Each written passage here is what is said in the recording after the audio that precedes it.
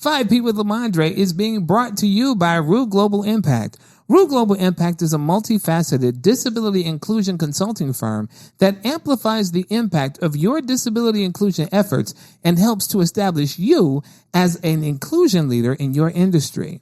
So if you're just starting out on your disability inclusion journey, or if you've been doing this thing for a while and you need some support, contact Rue Global Impact. That's rueglobal.com, RUHglobal.com. So today on 5P, we are focusing on SDG number 2, and that is to eradicate hunger. Let's get it. Cool.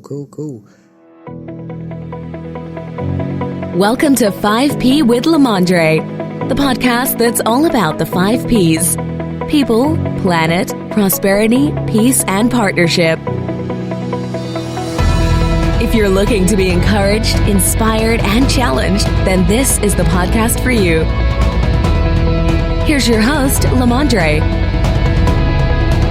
Welcome to 5P. I am your host, Lamondre, and I've got an exciting show in store for you today. I've got someone who I have known literally my entire life. I cannot remember my life without him being in it. He is the owner of Ashford Family Farms, LLC. He is the founder of the Urban Farming Project. And ultimately, he is my first friend. I'm his second friend. He is my first friend. Please welcome Dexter Ashford. And straighten that out, bub. You're my second friend because I met your big sister at the fence first. She came up to the fence first and you came over second. So that's how we did the same day. That's exactly how it happened. A few minutes apart, same day. Literally, I cannot remember my life without Dexter being in it. And I want you to realize something. If you hear him call me Bub, that's because my nickname is Bubba. Did I just say Bub? You did. You did. You just said Bub, but it's okay. I didn't know his real name until we started school. That's how far back we go. We were like pre-elementary school. I didn't know the boy had another name other than Bubba. So that's what we called him. Yeah, and the truth is that's how I identify where people know me from in my life. If they say Bubba, I knew that this is family or close childhood friend. If they say Tehran, okay, this was like elementary, middle school, high school. If they say Lamondre, this is college business world. So this is how I identify people. So when you hear Bub, not only was this someone who was close to me that I've known for a very long time, this is somebody who is really, really close to me. But the reason that I wanted to have you on the show, Dexter, is because you are doing something I think that's amazing. You are noted as the urban farmer, and you created the Urban Farming Project. And, of course, this is about hunger and eradicating hunger. Tell me about the Urban Farming Project and why you do what you do. The Urban Farming Project, to me, is an extension of a gift.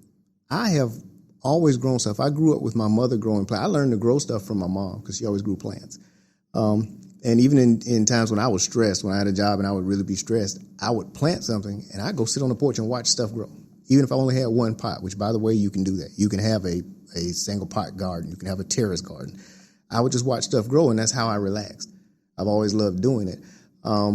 As I got a little older, and I realized, life is too short to go to work and do stuff you don't like every day. I want to focus on some stuff I like. I want to focus on things that are easier for me to do and come naturally. And at this point in time, there became a need for what I did. Right now, everybody's looking for organics and fresh food, and everybody wants to eat better. And when you look at, I'll use vaping, for instance. Now vaping is a problem. People wanted to smoke. Okay, you want to cut smoking short. You want to vape. Vaping has caused some problems. Everybody's looking for a shortcut, and I think a lot of the issues that we have as far as physical deficiencies in our food or things that cause illness to us are born from the food we eat. Right. So now's a good time to eat cleaner. Right. Now's a good time to grow your own food. So one of the things I wanted to do was show folks how simple that is. And then provide food in a community where it's not as accessible. I realized this year, I started to do something about it this year, where I actually did a urban farmers market, Urban Farming Project farmers market, where I would go into the 29203 zip code here in Columbia, South Carolina. And I chose that zip code because a lot of folks don't realize The 29203 zip code has the highest amputee rate per capita in the country. I didn't say state. I didn't say region. I didn't say this section of the country, the entire country. That zip code has the highest amputee rate in the entire country. And a lot of that is due to preventable diseases, is how we eat. And some of it's habit. We've always eaten collard greens with fatback in it. Right. Well, you can use some smoked turkey to change that. So one of the extensions I would love to do is provide a healthy cooking facility where you can teach people to cook, but you can provide that fresh food for folks, cooked by a professional chef who can cook a tasty meal that's healthy. Right. Preferably from stuff that's homegrown, locally grown, maybe even grown in the community garden that I'd also like to have attached to the association, to that project. Right. I would love to have animals that we actually raise so that we know that we didn't give those animals any antibiotics. We didn't give the animals any growth hormones. We have perfectly natural animals. Maybe they take longer to grow out. But they're better for you because we didn't give them anything, so you aren't putting that stuff in there. I look at communities where historically, economically deficient, and they're largely black communities. Right. And you notice you always see a certain type of restaurant in there. Church's Chicken. Church's is probably the worst offender for hormone chicken. And now go look at the kids in the area near Church's, and you notice that the children develop a lot faster physically. That's because they put a growth hormone in the chicken, and the babies eat the chicken. So guess who's getting the growth hormone? Right. Our kids are developing much faster than they ever should. And that's because you are what you eat. Right. You eat a growth hormone, and if you've got cancer, guess what now gets the growth hormone? That because cancer you passed it on. Right. Cancer, there are a lot of organic things that affect cancer. I did some research. I am also a licensed hemp grower here in the state of South Carolina. And I'll be coming out with a hemp line. I haven't come out with it yet, so I won't say what it is. But I'll be coming out with the hemp line, and there's some things that I'm going to combine my hemp with. If you look at the CBD has a myriad of positive effects on your body. Now combine that with some other things like black seed oil, black maca, ginseng, reishi mushroom. I used to grow mushrooms. Mm-hmm. Mushrooms are very good for you. Those are also cancer fighters. There are mushrooms that are good neural protectors, which means that they help protect the neural system. Like lion's mane is a good one. I think black maca is also another neural protector. I forget the exact word for it, but what it does is help protect the nervous system. So there are a couple of different combinations that I'm going to use in combination with what I'm doing. And see, all of these things are things that you came about through your farming and just being almost a naturalist in the sense of what it actually provides. But there was something that you said that really stood out to me when you started talking about the 29203 area code and the fact that this area code in Columbia, South Carolina, has the highest rate of amputees in the country. And honestly, if you ride through the neighborhoods, you'll see dialysis clinics all over the place. You'll see these kinds of things in this area. But what you don't see is you don't see very many grocery stores. What you don't see are really health encouraging facilities out there. And you have done something that really was one of the main reasons I wanted to speak to you about this. You said that I'm going to start doing a farmer's market in this area because this area is known as a food desert. First of all, can you explain what a food desert is? Yes. Food desert is any place, if it's rural, you're more than 10 miles from a grocery store. If it's urban, you're more than 1 mile from a fresh food provider. Right. Which means that they have to be able to provide fresh vegetables. Right. And if you're 10 miles rural, 1 mile suburban, you are in the middle of a food desert. Right. And so for people to understand what that actually means, what are the ramifications? Because I know a lot of times people think, okay, so you're a mile away from a grocery store. But what that means in many communities is that some people don't have adequate transportation to get them back and forth. So what ends up happening is they end up going into a convenience store who may not have who 9 times out of 10 does not have fresh produce. But what they'll have is they'll have something that's been highly preserved and highly processed, and the prices are jacked up to the roof. So what happens is this becomes a norm of the way people eat, as opposed to fresh produce, fresh vegetables, fresh fruits. And so what ends up happening is there is a cyclical system that happens where the health rates are bad. There is a direct correlation between diabetes and the food that's available to people in the areas. And what are some of the other things that you see that inadequate nutrition causes a community to experience? The health problems cause financial problems. And I'm a big proponent of it. This is up and down the age scale, whether it's old people or young kids. I mentioned the young kids that are eating the chicken and growing and developing too fast. You've got older people who have diseases that don't get better. Your treatment for a simple disease, and I say simple, disease to the person that has it is not simple. Right. But one of the simple cures for it would be eat better, move more. Instead, you get people accustomed to go get another pill. Right. Blood pressure goes up. You don't exercise. You're pre-diabetic. You don't stop eating bad food. You don't stop eating the starches. You take a pill, and then the pill leads to a shot. And then that shot leads you to, with diabetes, I think that's the kidney failure one. High blood pressure medicine is also the kidney failure one. A lot of very young people in dialysis right now because of high blood pressure medicine. Wow. High blood pressure medicine is a beast. Yeah. And I look at it, I don't understand how they have not been sued out of business. Because when you go in there, the common factor that I've talked to when I look at young people that just, if you look at them, you wouldn't know, but they're having kidney failure, it's the medication they took.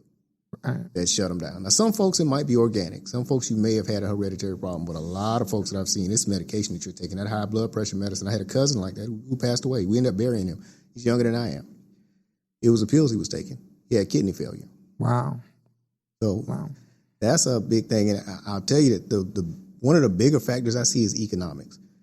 Another reason that's not mentioned a lot, but the reason I started the farmers market was to develop businesses in our community. Mm-hmm. My goal was to have a whole lot of vendors come in and vend, and we begin to pass around the dollar in our community. So if I've got somebody over here who needs a product and I provide the product, they buy it from me, so you don't go out of the community, and then I need another product and I buy it from you. So instead of our money staying in our community for max 6 hours, our money might circulate within our community and we build up our community. In Tulsa, Oklahoma, 1921, we called it Black Wall Street, where they had black banks, and they were forced to do business with each other. And I'm going to say something very controversial, Bub. You've been knowing me for a while, so you know I do not shy away from controversy. I will say it. Okay. I'm going to say something very controversial. I've heard a lot of folks say probably the worst thing that happened to us as a race was desegregation. Mm-hmm. Because when we were desegregated, that means now we felt like it was a privilege to go to Crest and not be able to sit at their counter, but give them our money, and they hand us food and tell us we can't even sit on their counter. So we felt as if it was a privilege to go into stores where they watched us. They followed us around as if we were going to steal from them, whether we did or not, as if we were going to steal from them, and we acted like it was a privilege to give them our money when they treated us bad. Right. As opposed to maintaining the stores that we had in Tulsa, Oklahoma, the banks that we had. I mean, we had banks, we had everything. But in Tulsa, Oklahoma, we had banks that white people came to get money from. Right. So I think we've lost that sense of community. We've lost that sense of togetherness. And our strongest asset is our unity, whether we know that or not. If we begin to build together, if we drive this economy with debt, we'll go into debt buying tennis shoes for our kids that were made in Korea, and the shoes worth $5, but you paying $200. Right. Silly stuff. Right. So if we took our money and we actually decided, okay, if we had to buy shoes, if we had to buy shoes, let's buy one from somebody who made the shoe who's from our community. Right. If we've got to buy products, buy from each other. Keep that money in there. And once we begin to get the money, what happens is the more money you have, usually the better health care you can get. So if you need to bring the grocery store in, bring a grocery store in, develop a farmer's market, eat better, get better health care, try to get off those pills, exercise. And see, that's one of the points that I really wanted to get to as well, because one of the things I started thinking about in terms of food deserts and in terms of what that actually means from a broader scale, because it's not just about nutrition. As you said, it usually stems from an economic perspective.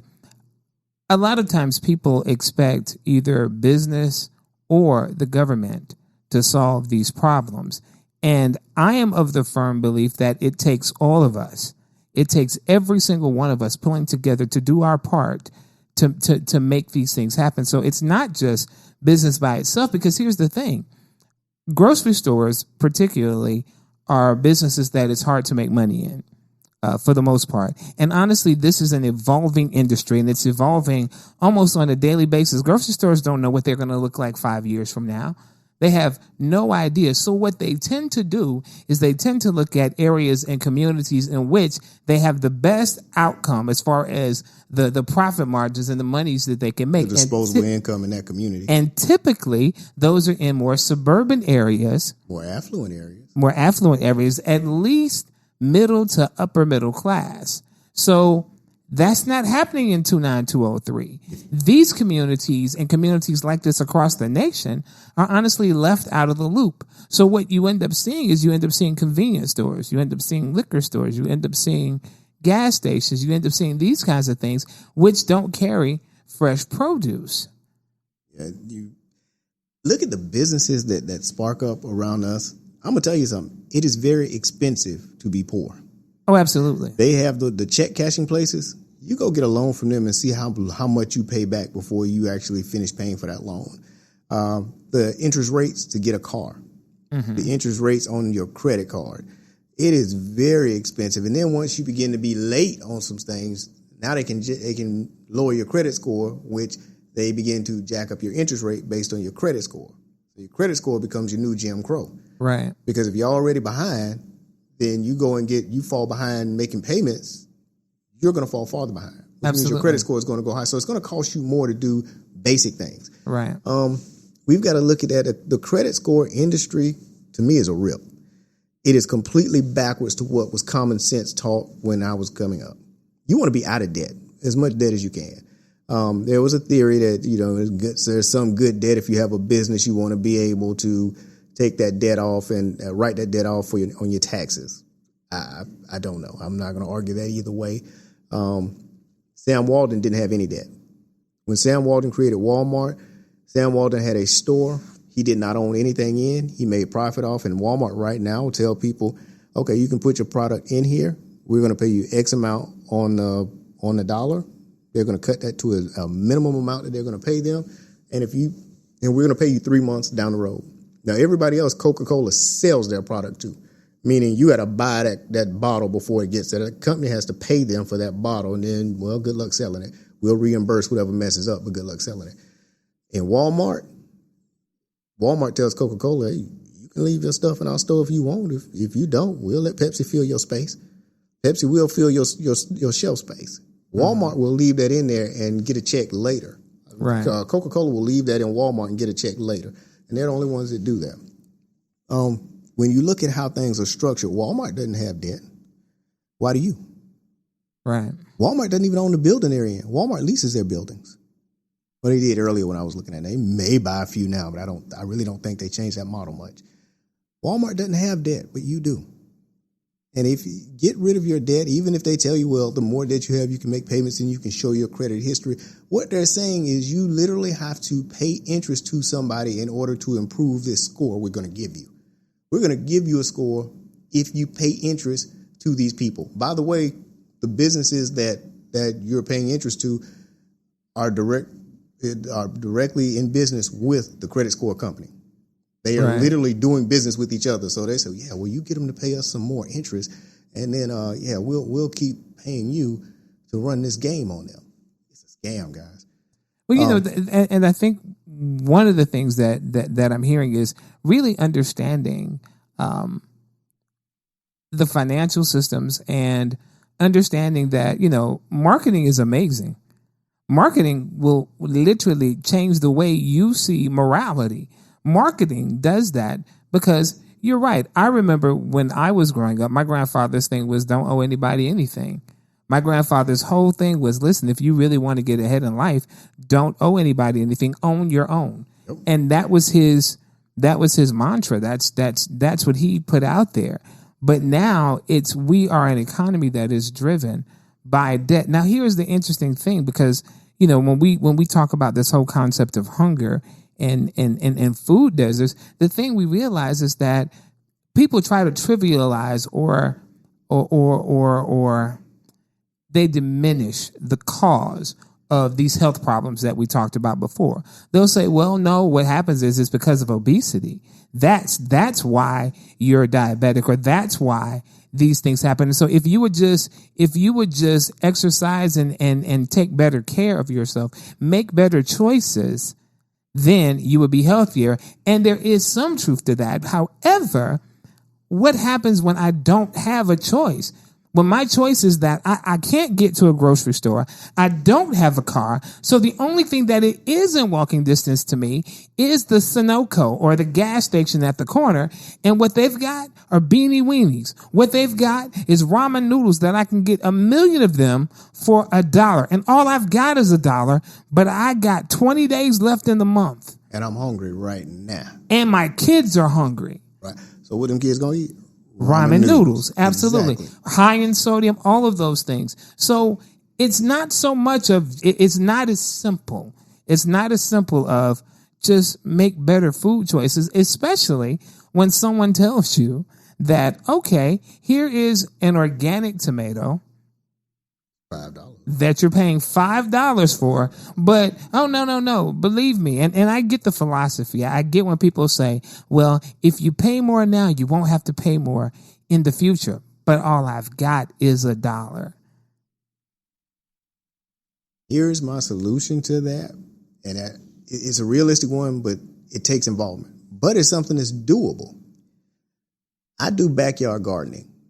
I've got pictures of my garden on Facebook. Now, I got a lot of stuff on my Facebook page. I'm political. I will say a lot of things. So if you're going to be offended by definitely controversial. If you're going to be offended by that, don't go to my page. Oh, and let me say this. The views of Dexter Ashford are Dexter Ashford's alone, okay? Yeah, let them know. Let them know. Everybody does not feel the same way I do. I have some strong opinions on that. I am very much pro-economic development in my community. Very much pro-economic development. And I'm pro people that will help us do that. So the candidates I support have talked about economic development in the black community, and they want to help that. If not, I don't want to talk to you. Right. If you're not talking about that, you're not talking any sense to me. Simple things to do. Backyard gardening. Very simple. I built grow beds for people, put the dirt in and put the plants in. It is fun to do. It's fun to watch this stuff. And I literally this summer have produced more food than I'm going to eat. I mean, I produced a lot of tomatoes. I've never even eaten eggplant. I grew eggplants, and they grew. Cucumbers, I don't eat cucumbers. Okra, I don't eat okra. And that's sad. I know I grow this stuff. I don't eat all of those vegetables. I'm growing collard greens next. I have some mustards out there. I do eat those. We gonna need to elevate your palate, brother. You got to, man, because I do not. Some of that stuff I just cannot get with, but I grow it because other people that I know like it. Right. Tomatoes. I've got yams. It's my first year growing sweet potatoes. So I've got some sweet potatoes growing out there now. Hot peppers. Good Lord. If you need hot peppers, let me know. I got plenty. So there's simple things you can do. And the fun part, guys, this can be a great put hands on, watch it and learn and have fun type of science project, home science project for your kids. What I didn't realize, and I found out because I looked in the trash one time and I saw it growing. You can take the stalks from a collard green and it will grow again. If you sit it in a little bit of water, it'll sprout again and grow. You can plant it in the dirt and it'll start growing leaves again. Same thing with lettuce. Same thing with onions. If you chop the bottom of the onion off, it will grow. If you chop the bottom of the onion off where the roots were, put it in a little bit of water, let the roots sprout out, and then plant it on the ground right on the top, you can grow food from your scrap food. So you really should never be without it. You can take the seeds from a bell pepper. Now, if you get a green bell pepper, that plant's not mature yet. those seeds may not mature. If you get a colored bell pepper, here's a news bulletin for everybody. Every bell pepper has a color. If you're eating a green bell pepper, it is not mature yet. If you let that green bell pepper stay on the vine and mature, it will turn a color, whether it be a orange, yellow, red. I've grown lavenders. I had a lady who I built a hydroponic garden for, grew whites, black. You can have black, lavender, red, yellow, a lot of different colored bell peppers, but they turn colors when they're mature. If you're eating the green one, I don't know if you can plant those seeds, but there are some really interesting science projects, type things that I'm going to be doing for a festival, the Gullah Geechee Festival on the 26th of October. I'll be doing the Gullah Geechee Festival with Marilyn Hemingway in Williamsburg County. And I'm going to bring some of those things. And that's here in South Carolina. Yes, South Carolina, Williamsburg County. I'm going to be bringing a couple of those things. I'm going to chop off some vegetables and just let them grow.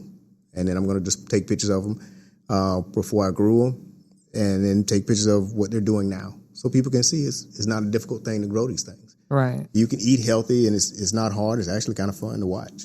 Yeah. That's one of the things I want to talk about. I want to talk about farming in urban areas and growing your own food. Where does someone get started? How do I start that? I mean, I'm in a 1-bedroom apartment and I can grow my own food. It does not take space. I'm looking at some. You have plants. If you have enough space to have a plant, you have enough space to have a garden. Okay. You can grow a tomato. Tomatoes a plant. You can grow tomatoes. You can grow your lettuce. You can grow the what are black? Why can't I think of the name of them now? The black things I just said I grew, but I never tried one. Oh, eggplants. Eggplant. You grow eggplants, yeah. Whatever it is, you can actually grow it at home. Corn probably has about one of the deepest rooting systems. It needs about 18 inches of dirt. So if you got 18 inches of plowed dirt that a taproot on a corn stalk can grow down into, you can grow corn. Shallow root plants and deep root plants. Just depends on what you want to grow. Bell peppers, all of that stuff, you can actually grow in pots. So if someone wanted to get started, what would they need to get started growing their own food in their home? I would tell you to go to a big box store, get a bag of gardening dirt, a couple bags of gardening dirt. Get some deep pots, maybe 12-inch pots, just in case the plant root needs depth. Fill your pots up to, I'd say go ahead and fill it up to the top. Get your plant in there. You're going to spill some of that dirt, so put something under it so you can reclaim your dirt. I'm cheap. I'm not going to waste dirt. I'm not throwing this dirt, but I ain't throwing it away. You are truly dirt cheap, huh? I am dirt cheap, bro. I paid for that bag of dirt. All of that's going on a plant. Gotcha. So you're going to spill some of that dirt. Put your plant in it. You can put it on your front porch. Make sure there's a nice sunny spot, that it gets some sunlight. You want to get 6 to 8 hours of sunlight, usually at least. In the winter months, if you're going to have a plant outside, make sure it's a hardy plant. Greens grow well in the winter months. Greens and lettuce do well in the cool. In the summertime, in the winter, if you're trying to grow a tomato, good luck to you. You're going to have a heated area that the plant can get adequate light. Right. So you want to look at seasonal plant growth, because most folks aren't going to specialize the way that I would. So you want to look at seasonal growth. Collard greens, there's kind of shallow root plants. You can grow those in a box. So there are a variety of things that you can do to really make it kind of simple to grow. You can get garden trays. If it's something that will hold dirt, I saw a guy fill a tire, the inside of a tire, with dirt, and he put his plants in there. My grandfather used to do that. Yeah. Fill the tire with dirt and put your plant. And once you put the plants in there, because the plants really aren't going to be eaten from that tire, they're going to get their nutrients from the dirt. So you should be okay with that. Yeah. But yeah, all what you need is a container, some healthy dirt. You may need to put some additives in the dirt to make the plants grow. Watch the pests. If it's summertime, you can get some stuff called diatomaceous earth. And it's really good about killing pests, and it's organic. You can actually eat the stuff, but it will kill pests. Wow. But you can also put it on your dog and kill fleas. You can feed it to your dog and kill internal parasites. Wow. Diatomaceous earth. DE is what it's called. Now, this is really interesting, because I know, especially people in my generation, most of the time we don't even think about gardening. We don't think about growing our own foods. Now, things have changed because people are becoming more conscious of these kinds of things, and particularly because we are talking about food deserts and nutrition and really taking control of your own nutritional issues. I'm just thinking in terms of, okay, so now how do we get this message out, and how do we train people, particularly in lower income areas where food deserts are an issue, to do this themselves? I think it's great that you did the farmers market, and I think it's wonderful that those kinds of things are happening, and I commend you for that. But I'm also thinking in terms of what can someone do at home, and is there a particular system that's in place that will help a person become more adequate? Couple things. Glad you asked that question. A couple things. You made me think about some stuff that I hadn't thought about. I actually did a planting day in the 29203 area. That's the really high amputee rate area. Did a planting day for a couple communities. In those communities, I ended up serving them with the farmers market. One was a retirement home community where people did not have cars. It was a low-income retirement home community. They didn't have cars, so they didn't have transportation, and the closest thing to them was the Dollar General. So I would come over there on Tuesdays and bring fresh food, and you have to schedule it around folks because it's one of those areas where they're going to have money on the first of the month. So first of the month is when you need to be there. Right. First, second week of the month, third week it's going to slow down. Fourth week you can take the week off because they're trying to get to the end of the month. Right. That's just reality. Looking at that, I actually have 2 grant applications in the works. One is with the university here in South Carolina. Not the University of South Carolina, a university here in South Carolina, where we're trying to build a hydroponic greenhouse, and I'll be teaching hydroponics to the college students as well as the community in the area, as well as some of the high school students. They're going to use it as a recruiting tool for the university. Fantastic. Also have another grant that I partner with a 501c3 here in Columbia. We're going to be trying to do another greenhouse here, another hydroponic house. We're going to be doing a deep root system hydroponic house here, growing tomatoes. I currently have a hydroponic greenhouse where I grow tomatoes. I actually built that system. Next system is going to be more commercial. It's going to be a longer greenhouse. So I'm going to order that system. But I actually built my first hydroponic system. And if you go on my webpage, go way, way down, get past all the political stuff, the impolite stuff you might not want to talk about. You go way, way back. You can see the pictures of the greenhouse. And the hydroponic system that I built. So getting it out there, trying to get into the community, the one really good way that we have to solve this problem is to get folks, just regular folks, to go into the community and provide that for them. And at the same time, you've got to realize that there has to be some compensation for somebody doing that with their time. Right. It's hard to maintain a business that doesn't make money. You're not going to stay in business long. It's not going to be a business. Yeah, it's one thing to do it voluntarily if that's what you want to do. If you want to do this as a volunteer thing, you're serious about it, and you can make a commitment to it. But respect those folks that are actually trying to make a living at it. We've got farmers who want to make a living farming. They want to do it. They don't want to give up the old ways. They don't want to be totally dependent on somebody else providing their food. They know the value of fresh food, but it's hard for them to stay in business if you don't buy from them. Right. So you got to spend that money. You've got to spend locally to keep them there for you. Otherwise, they're going to disappear like the dinosaur. So right.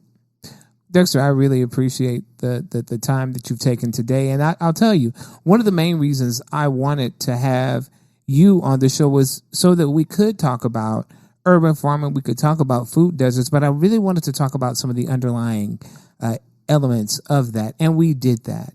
And, it's not always that the conversations that we have that everything is, I agree with you 1,000%. But here's the thing. It's about having the dialogue. It's about having the conversations. And sometimes the conversations are tough conversations, but they're necessary because there's no way that I can move forward turning a blind eye to this part over here that's infected. Can't do that. So we have to have those conversations. And you have always been one of the people that I know we would have that conversation, whether we agreed or not. And the other part of that is we've got to get back to a place of civility that we can disagree and still be like, okay, what you want to eat? I got to work on that.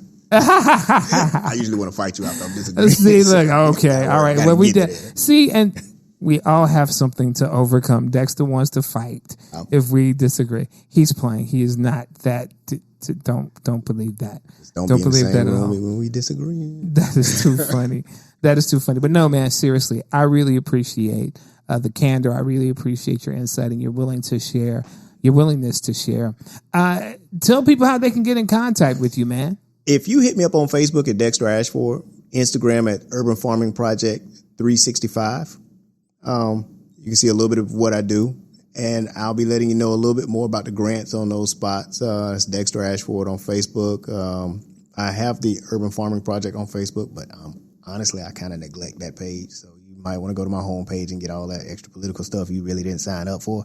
Because that's probably where I'm going to let everybody know what's going on with the grants, should we get them, what's going on in the community, what we're doing. And I have a new product launch on some other stuff that I'm doing. So that is the area where you'll find it. I look forward to chatting with you. Dexter, thank you so much. I really appreciate the time. Please reach out to him. And that's it. That's about all the time that we have today for 5P with Lamondre.